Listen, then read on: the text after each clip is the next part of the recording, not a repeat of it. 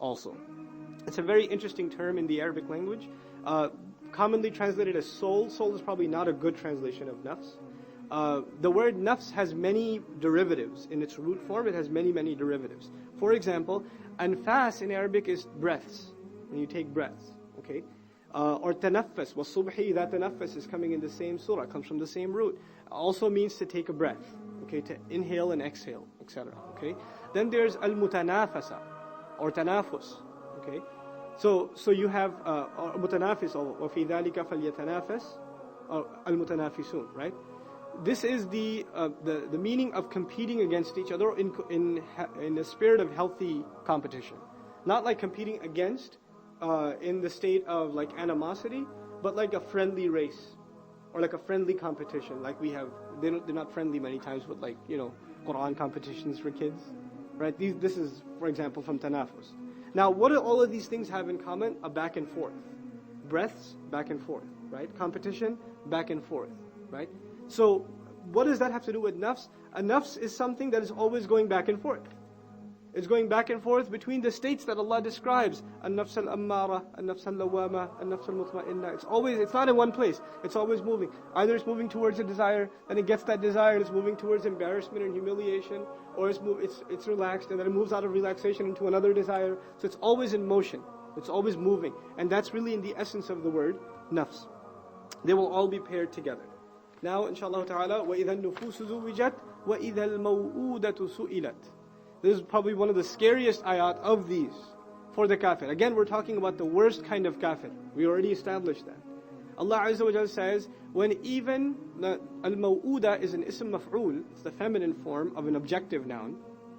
And what this comes from is wa'ada ya'idu wa'dan, to bury somebody alive.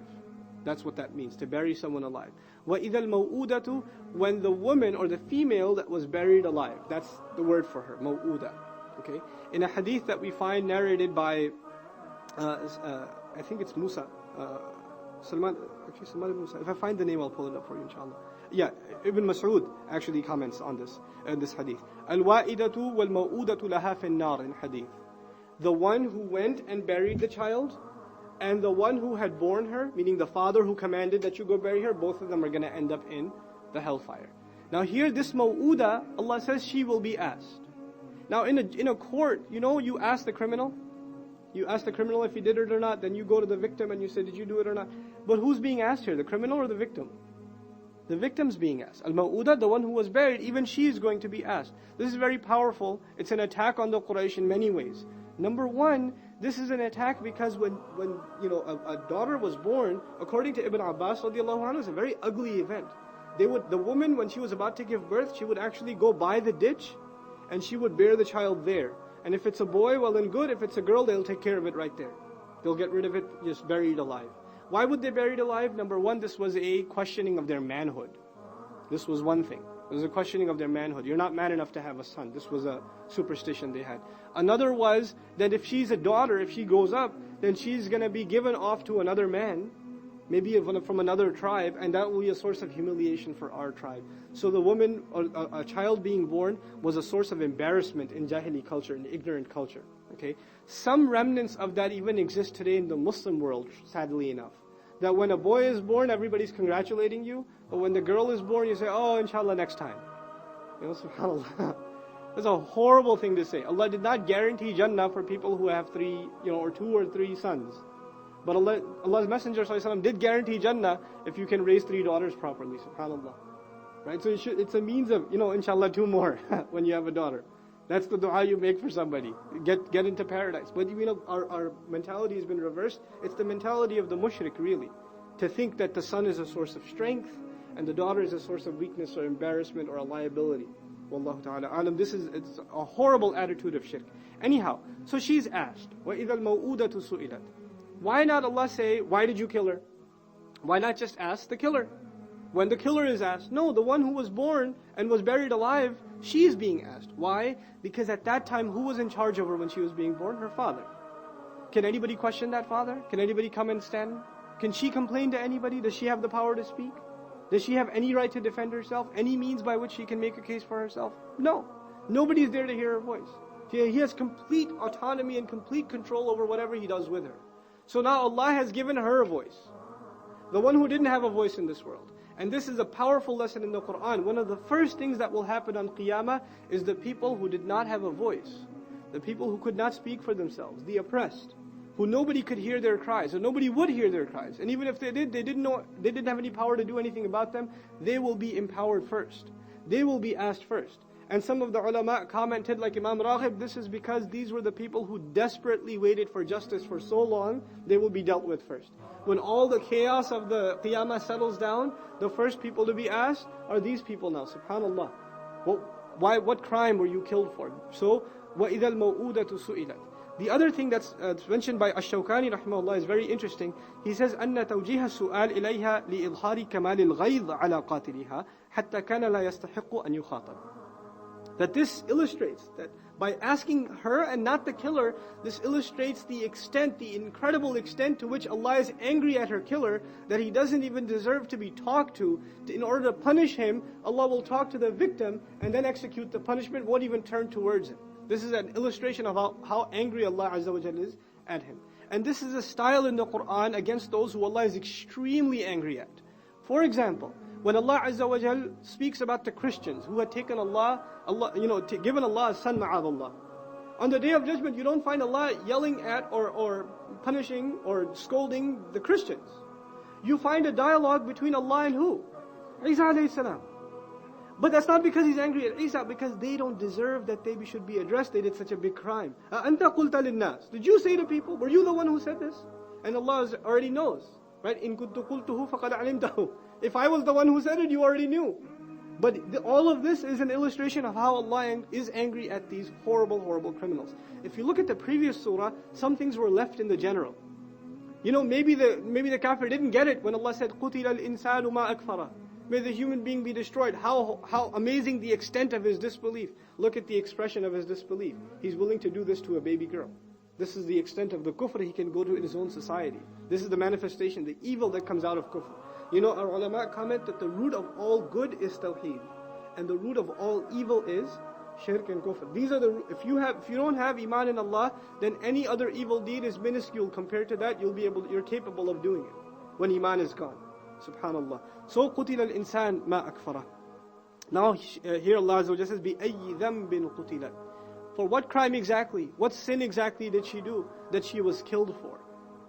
For what crime was she killed? The word dhanb comes from dhanab, and it can be used for the smallest infraction, the smallest, minutest thing.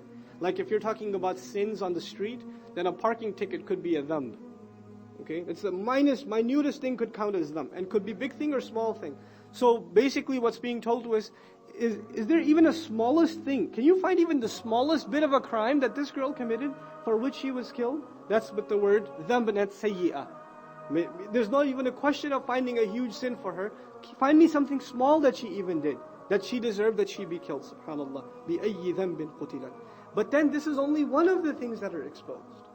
This is the one that nobody would ask for. Nobody thought that they were accountable after they did that, right? They just walked away from it like nothing. It's part of the culture. Who cares? There's nobody, if you kill somebody else, like a member of some other tribe, at least their tribe people will come and say, you killed our guy. There's some sense of consequence. With killing the ma'uda, there's no sense of consequence. You just walk away. This was the culture. So now Allah Azza wa Jal mentions that which you would never have thought twice about first, but then says that's not the only thing. إِذَا الصُّحُفُ نُشِرَتْ.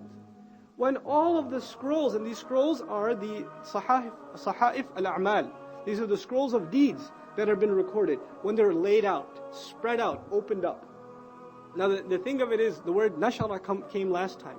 ثُمَّ أَمَاتَهُ فَأَقْبَرَ ثُمَّ إِذَا شَاءَ أَنشَرَ. The word anshara came there. It was to spread out, also means to bring to life. So it's almost as though these scrolls will be spread out and brought to life. The contents in them will come to life before the people. The other thing here is the word suhuf. It came before also. In the previous surah we found فِي صُحُفٍ مُكَرَّمَةٍ مَرْفُوعَةٍ مُطَهَّرَةٍ. In the previous surah there was suhuf, and now there's suhuf. Two kinds of suhuf. There the suhuf were referring to revelation. Here the suhuf are referring to the scrolls enclosing all of your deeds. If you don't care about those suhuf, you will be in trouble with these suhuf, right? those suhuf came, those scriptures came, so you can fix these scrolls that are being recorded. So the two things are now complemented, subhanAllah. وَإِذَا الصُّحُفُ نُشِرَتْ وَإِذَا السَّمَاءُ كُشِطَتْ. And this is actually connected with the rest of the passage. You would think when Allah spoke about the stars, or the sun and the sky, or rather the sun and the stars and the mountains, you were expecting to hear about the sky over there. But there's a break, and now Allah mentions the sky. Why does He mention it here? There's some literary functions of it that we'll see immediately when we come to the next ayat. What time is Isha, by the way? 9:15. Okay, so we'll end at 9:10, inshallah. Okay. So, وَإِذَا السَّمَاءُ كُشِطَتْ. You guys know what the word sama means, right? That which is above. Literally it means that which is above. Commonly speaking, sky, but it's a little more comprehensive than that. Then there's the word kushitat. It comes from kashata. Like kashat al-ba'ir, he skinned the camel. To peel the skin off the camel once you slaughter it, this is kasht. Kashat is a butcher. Because one of the first things he does before he starts chopping away is what? He skins the thing. So it's kashat. Okay. Similarly, kishat is the peeled skin itself. Now, this could be literal, that it'll feel like the sky has a skin and it's being peeled, but it's more appropriate to understand the imagery of the ayah here. Allah Azza wa Jal, in another place He mentions when the sky on the Day of Judgment will be red. فَكَانَتْ وَرْدَةً كَالدِّهَانِ in Surah Al-Rahman. Right? It'll turn like a rose, and brilliant red. Here Allah says the sky's skin will be peeled. When its sky's skin will be peeled. When you skin or peel the skin of an animal, what's exposed? The red. Right? The red flesh, the blood, that's what's exposed on the inside. So it's illustrating how blood red the sky is going to turn. It'll look like its skin has been peeled. That's what's being said. But then it begs the question, why would the sky look red? The sky is a reflection of what's going on the earth. It reflects the textures of the earth. So the sky looks blue, especially blue over the ocean, because it's a reflection of the earth. Now when something's going on the earth that is so vicious in color that even the sky has